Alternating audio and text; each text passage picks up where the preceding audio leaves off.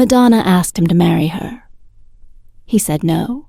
Then she got revenge in the most humiliating way possible. That's just one of the bombshells. Vanilla Ice is finally dropping about his real life, from his near-fatal heroin overdose to the shameless lies his team made him tell. The Ice Ice Baby rapper is exposing it all, the fake street cred, the stolen music, the $4 million settlement, and the devastating addiction that almost ended everything. Robert Van Winkle was born on Halloween in 1967, Dallas, Texas.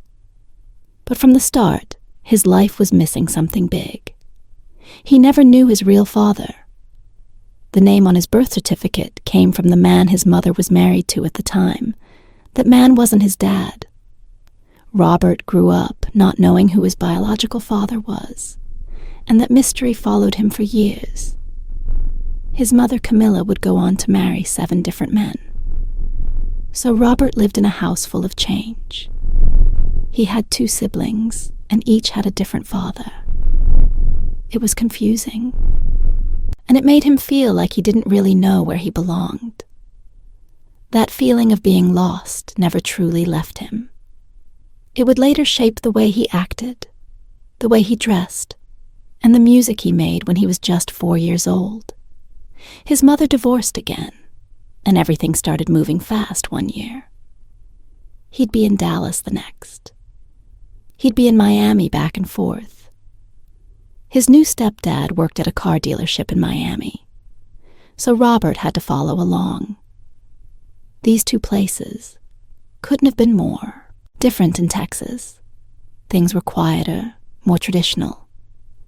Miami, on the other hand, was loud, colorful, full of energy, and people from all over the world. This constant moving made it hard to make friends. So Robert found comfort in things he could do alone, or with people who shared his passions. He got into breakdancing. He also loved motocross. He needed something that made him feel like he belonged, and those 2 things gave him a sense of identity when everything else around him kept changing. By the time he was 13 or 14, Robert had found his crew, a group of breakdancers he practiced with in Texas. He was the only white kid in the group, and his friends started calling him Vanilla. At first, he hated it. He pushed back, thinking it was just because of his skin color, but the more he protested, the more they teased him. The nickname stuck later on. He created a dance move. Looked like he was sliding on ice. His friends would shout, "Vanilla, do that ice move before." Long Vanilla and Ice got put together. That's how the name Vanilla Ice was born. Funny enough, the name he once tried to fight off ended up becoming a huge part of who he was. But back then, music wasn't his main thing. Motocross was. He was a natural at just 15. He had already won 3 championships and collected hundreds of trophies. People saw a future for him in the sport. Then in 1985, everything changed during a race. He broke his ankle badly. He couldn't ride for a long time with all that free time. He turned back to breakdancing slowly as his ankle healed. Dancing turned into rapping. He discovered something surprising. He liked performing even more than racing. It made him feel alive. In a way motocross didn't once he was fully healed. He didn't go back to the bike. He went all in on music. Then came one night in January 1987 that would change everything. Robert was at a nightclub in South Dallas called City Light. He wasn't planning to perform, just hang out, but a friend named Squirrel dared him to jump on stage. During open mic at first, Robert hesitated. The crowd was mostly black, and here he was, a white guy with a stage name, born from teasing. Still, he took the dare. He started breakdancing, beatboxing, and rapping, just like he'd done on the streets. The crowd at first quiet started getting into it. By the end of his performance, they were cheering that. One night gave him the push he needed. Club manager John Bush came up to him right after and offered him a regular spot. From there, things took off. He started opening for big names like Public Enemy NWA and 2 Live Crew. It was a huge sharing. The stage with the biggest names in hip-hop gave him the chance to sharpen his skills and win over new fans. Between 1987 and 1989, he became a regular part of the Dallas scene. His shows weren't just rap. They were a full performance with dancing interaction and energy that filled the room. Nobody saw it coming in 1990.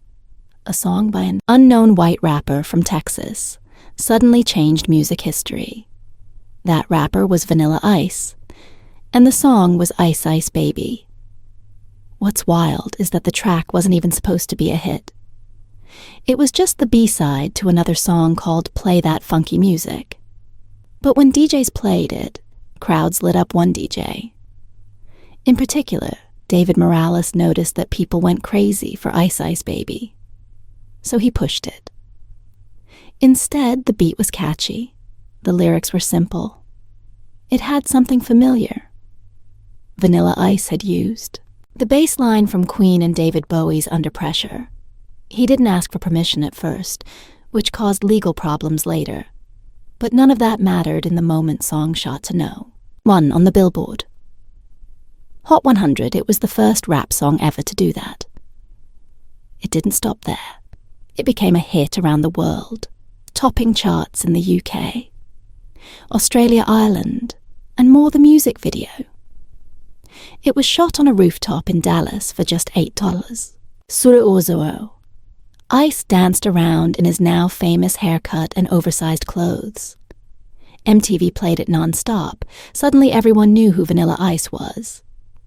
And just like that, hip-hop had crossed into the mainstream, in a way it never had before. Even if the hip-hop community had mixed feelings about it, there was no denying the impact. His album To the Extreme dropped in September 1990. It exploded in 5 weeks. It had sold over 2 million copies. By November, it hit no. 1 on the Billboard. 200 knocking. MC Hammer out of the top spot. It stayed there for 16 weeks. The album went gold platinum, double platinum, triple and quadruple platinum, all in one day. Within 6 months, it sold 15 million copies. Worldwide, Vanilla Ice went from broke to rich. Almost overnight, he bought houses across the country, including one next to actor Michael J. Fox. He thought he had wasted the money, but later sold those homes for millions that move, kicked off a real estate career that ended up earning him nearly $800,000 a year by 2018. Not bad for someone. People once called a one-hit wonder. Back in 1990 and 1991, though he was everywhere. Vanilla Ice was different. He wasn't like the other rappers. He had a clean image.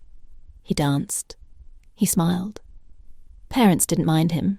That made him huge with suburban teens and their parents' wallets.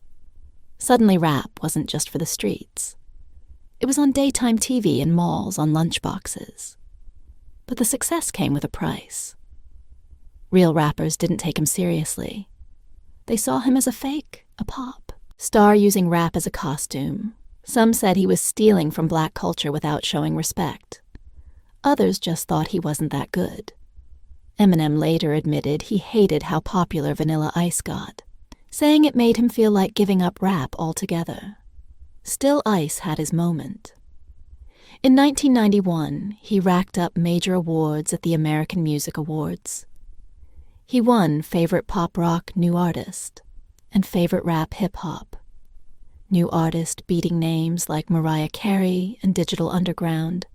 He won at the People's Choice Awards too. Ice Ice Baby taking Best New. Song kids loved him, so he also grabbed 2 awards at the Nickelodeon. Kids' Choice Awards, Favorite Male Singer, and Favorite Song. He was even nominated for a Grammy. He didn't win, but by then it didn't matter. He was already part of music history in 1990. Vanilla Ice released a song that changed his life forever. It was called Ice Ice Baby, and it quickly became a massive hit. But behind the success was a big problem. The bass line of the song sounded almost exactly like Under Pressure by Queen and David. Bowie Vanilla. Ice didn't give them credit. He didn't ask for permission either. When people noticed the similarity, Vanilla Ice tried to explain it away in an interview. He said the bass lines were different because he added one extra beat. He even tried to show the difference by saying his version went ding ding ding, dingy ding, ding, while Queen's went ding ding, ding, ding. Years later, he admitted that his excuse was just a joke. Queen and David Bowie's team didn't laugh. They threatened to sue him for stealing their music. In the end, Vanilla Ice settled the case privately. The deal reportedly cost him $4 million after that. Queen and Bowie were given official credit as writers of Ice Ice. Maybe this moment changed more than just Vanilla Ice's career. It changed the way the music industry looked at sampling. Before this, many hip-hop artists used samples from other songs. Without getting in trouble, the rules weren't clear. But Vanilla Ice's case made everything stricter. Suddenly, producers and rappers had to get legal permission to use any sample. If they didn't, they risked being sued. Vanilla Ice became the example. Everyone used a warning for what could happen if you didn't clear your samples, even though the scandal hurt him. Vanilla Ice later said he was proud to have played a role in changing the industry. He believed his case helped make sampling more accepted, at least once it became clear how to do it the legal way.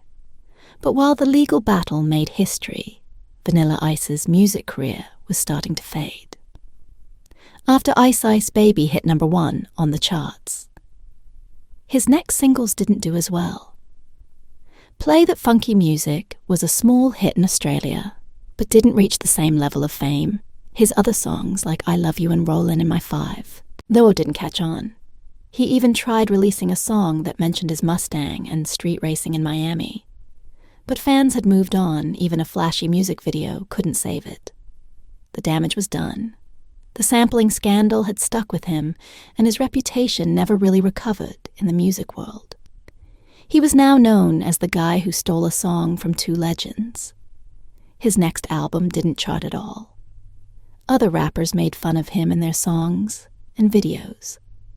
Groups like Third Base mocked him directly, and rappers like Delta Funky, Homo Sapien, and Eminem took shots at him too. Ice tried to fight back with songs of his own, but nothing worked. Vanilla Ice was still riding high from the massive success of Ice Ice Baby when he found himself in a whirlwind romance with one of the biggest stars in the world. Madonna. He was in his early 20s, just starting to taste fame. She was already a global icon. It started fast, and it got serious. Even faster. They met after one of his shows at the New York Palladium. Vanilla Ice spotted her dancing in the crowd.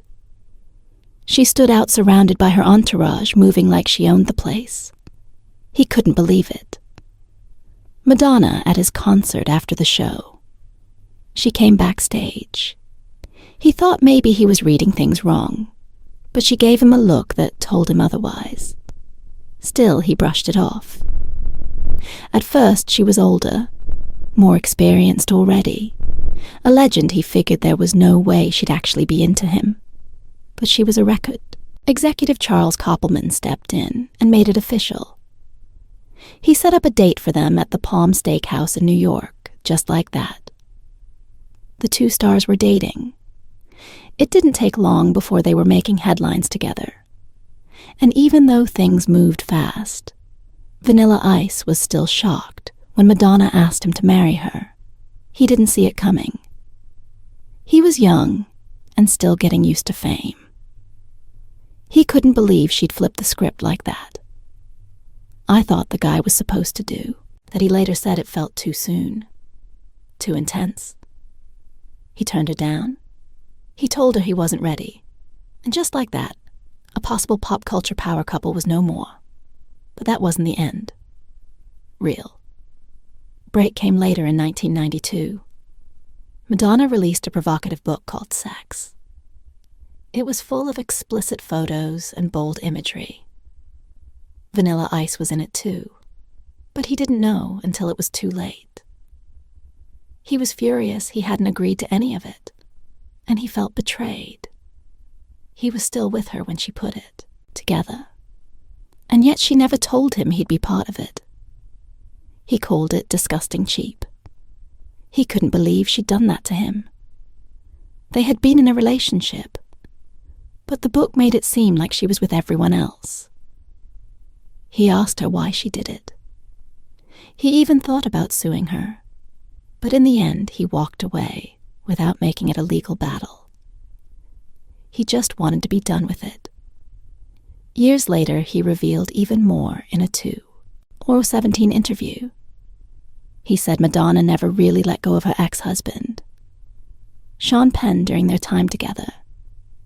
She talked about Penn often. She told Vanilla Ice that she still loved him, that stayed with him. He always felt like he was in someone else's shadow, and that maybe her heart was never fully in it. Looking back, it made sense why things didn't last between the book and the ghost of her past. The relationship never stood a real chance. In 1991, Vanilla Ice put out an autobiography called Ice by Ice. At the time, he was at the top of the charts, and fans were curious to know more about him. But the book wasn't an honest look into his life. It was filled with made-up stories. He said he grew up in the rough streets of Miami, was part of a gang, went to a mostly black high school with rapper Luther Campbell, and even raced motocross professionally for Team Honda. He also claimed his mother was a music teacher at a Florida university. None of that was true. These stories weren't just random lies, they were carefully chosen. They helped him seem tougher and more connected to the hip-hop world. But the truth was very different. Vanilla Ice, whose real name is Robert Van Winkle, came from a middle-class background in suburban Dallas. When reporters started digging into his past, the whole thing began to fall apart. It all started in November 1990, just days after his album To the Extreme hit. One reporter in Dallas got a tip from some of Ice's old classmates during their first interview. Ice repeated the fake biography almost word for word. But when the reporter came back with the real facts, Ice got angry and started yelling over the phone. The next day, the story exploded in the national news. More reporters joined in. They found out he never went to school with Luther Campbell. His mom only taught at a small college, not a university. And he never raced professionally. He had competed in local races in Texas, but that was it. The Miami high school he claimed to attend had no record of him at all. Slowly it became clear that Vanilla Ice had built his whole image on lies. And the timing couldn't have been worse. Just a year earlier, the Milli Vanilli scandal had exposed another major music act for faking their story. Now the public and the press were on high alert. People were tired of being fooled. When the pressure mounted, Ice tried to dodge the blame. He said it was his manager's fault. He claimed he had no idea what was in the official biography and acted surprised when someone read it back to him. But his manager told a different story. He said Ice gave him all the information, himself caught between two versions. Ice started changing his tune. He said he made up details to protect his privacy.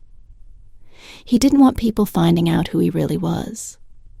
He even said he was a bad kid, and that the real story was worse than the fake one.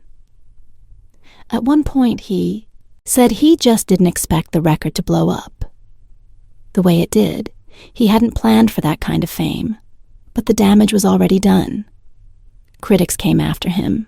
Hard they called him the Elvis of rap, a white performer, making huge money off black music, while serious rappers like Public Enemy struggled to get on the radio. At the time, hip-hop was becoming more political and more real. But Vanilla Ice, with his watered-down pop style, was topping the charts that didn't sit well with hardcore fans, writers that respected hip-hop magazines. Didn't hold back one.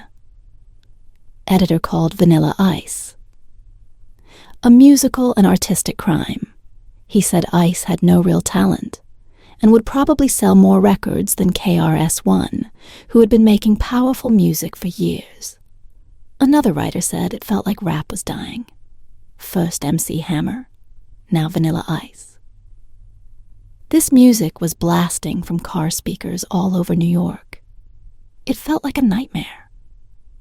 In 1991, he starred in Cool as Ice, the film meant to ride the wave of his fame. But the movie flopped so badly that people laughed at it instead of watching it. Critics tore it apart, and it made less than $1 million at the box office.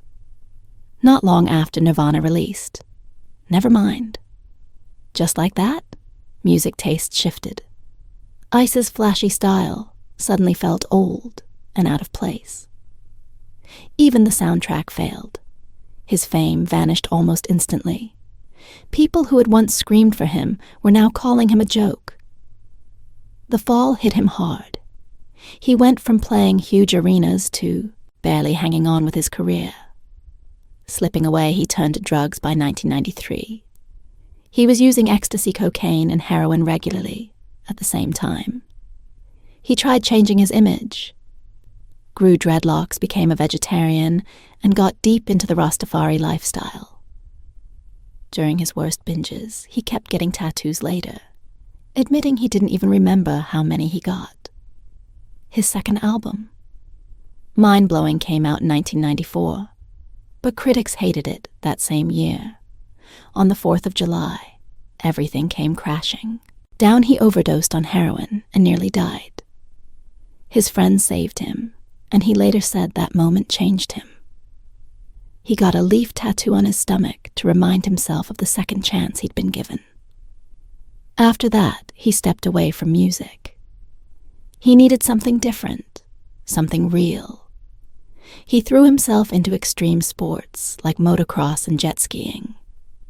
By 1995, he was ranked No.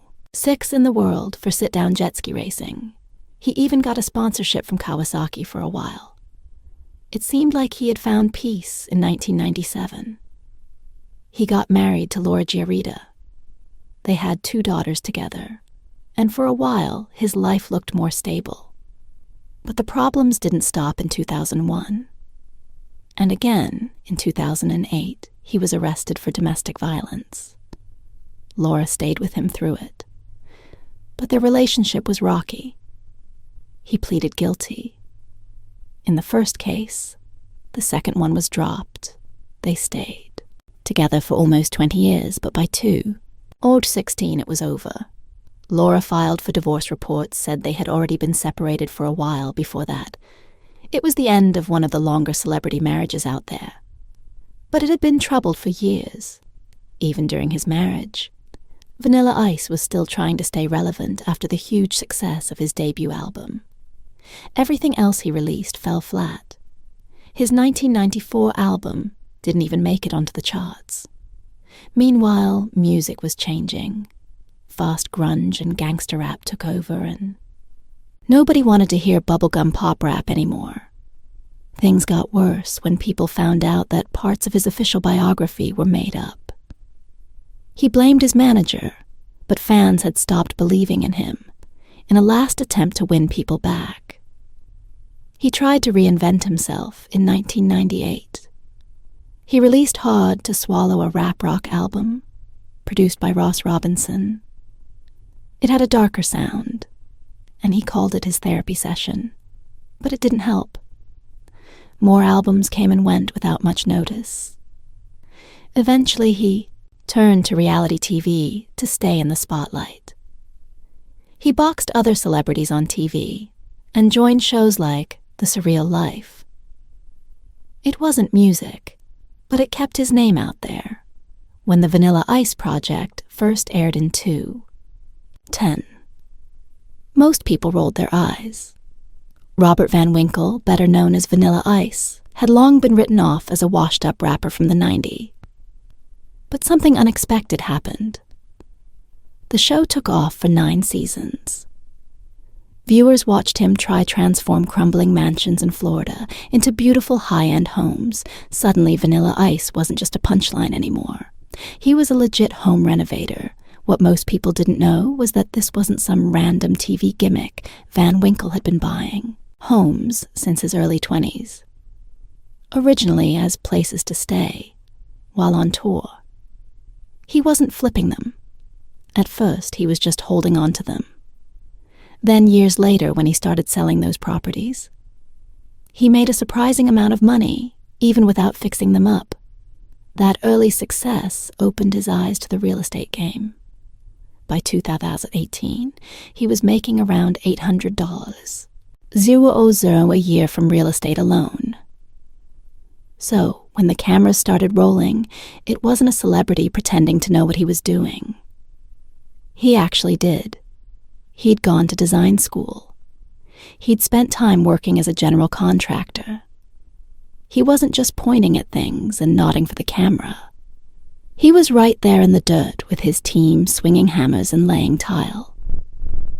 His excitement was real, and it showed over time. People stopped seeing him as a former pop star and started seeing him as a skilled renovator with a creative eye. His audience shifted. He wasn't just talking to fans of Ice Ice Baby anymore.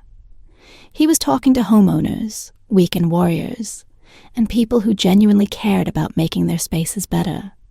But things almost fell apart in 2015. While filming a new season, he was arrested for burglary and grand theft. Police said he took items from a foreclosed house. Next to one, he was renovating furniture, a pool heater, bicycles. It all added up to more than $6. Euro. The items were found at a nearby home, tied to him. Suddenly the comeback story was at risk. DIY network hit pause. Vanilla Ice downplayed in interviews, saying it was blown out of proportion and would be cleared up. Still, the damage was done. The public watched closely to see if the show and his new career could survive the hit. He managed to weather the storm. The charges didn't stick the way people expected, and the show eventually resumed. If anything, the scandal reminded people how fragile redemption can be when it plays out in front of millions. But Van Winkle kept moving forward. He stayed hands-on, kept renovating, and kept building trust with his new fan base. What helped him stick around wasn't just his skills on camera. It was the way he turned those skills into business. He wasn't just flipping houses for TV anymore. He created a real estate company, Vanilla Ice Real Estate, buying distressed properties and selling them for big profits. Between 2018 and 2020, he was flipping 6 to 10 houses a year, often selling each for well over $1 million. Then came the product lines. Vanilla Ice rugs, Vanilla Ice lighting. His name started popping up in home stores, not music charts. He even launched training programs to teach people how to succeed in real estate. Like he had. And he wasn't done in 2021. He partnered with Brandstar Studios to create a new show. This one with cutting-edge virtual production tech. He brought viewers into celebrity, homes showing off luxury renovations while giving practical tips to regular folks. It wasn't just entertainment anymore. It was education, innovation, and smart branding, all rolled into one.